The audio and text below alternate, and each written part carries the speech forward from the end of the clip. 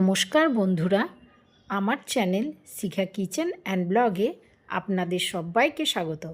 আজ আপনাদের সামনে এঁচোড় নিয়ে একদমই আলাদা একটি নিরামিষ রেসিপি নিয়ে এসেছি। এই রান্নাটা পুজো পার্বণের ভোগ হিসাবে অথবা নিরামিষ দিনে করে দেখবেন, আপনাদের খুবই ভালো লাগবে। তো চলুন দেখে নেওয়া যাক। প্রথমে আমি একটু সর্ষের তেল হাতে মাখিয়ে নিলাম, বটিতেও একটু লাগিয়ে নিলাম, যাতে হাতে ও বটিতে এঁচোড়ের আঠা না লাগে।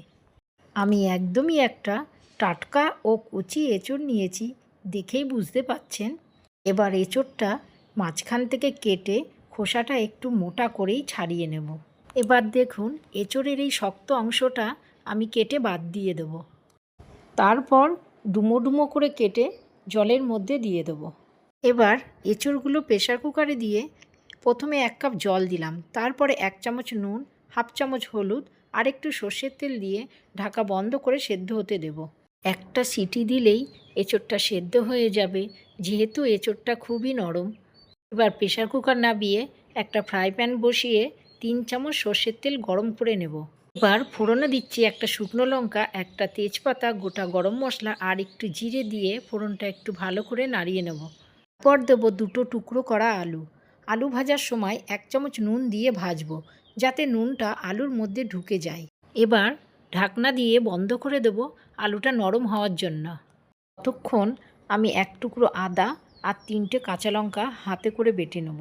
হাতে বাটা মশলায় রান্নার স্বাদ কিন্তু দ্বিগুণ বাড়িয়ে তোলে। এবার ঢাকনা খুলে আদা কাঁচা লঙ্কা বাটা দিয়ে একটু কষিয়ে নেব, যাতে আদার কাঁচা গন্ধ না ছাড়ে। এবার একটা টমেটো পেস্ট দিয়ে দেবো। ওই একইভাবে টমেটোটাও একটু কষিয়ে নেব, যাতে কাঁচা গন্ধ না আসে। এবার দেবো হাফ চামচ নুন, হাফ চামচ হলুদ আর হাফ চামচ রেড চিলি পাউডার। এটা কিন্তু ঝাল হবে না, কালারের জন্যে দিলাম, আপনারা এটা নাও দিতে পারেন।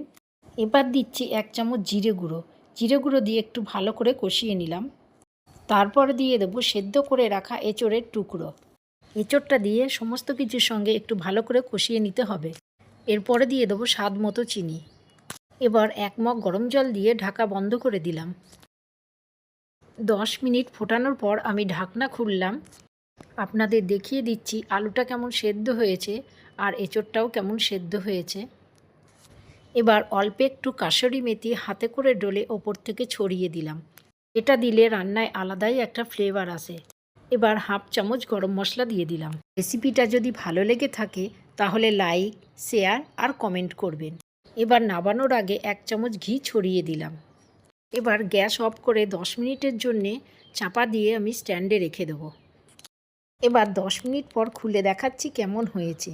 দেখতে যেমন সুন্দর হয়েছে, খেতেও খুব সুস্বাদু হয়েছে। আমার চ্যানেলে নতুন বন্ধু হলে চ্যানেলটা সাবস্ক্রাইব করে নেওয়ার অনুরোধ রইল। আজকের মতো এই পর্যন্তই।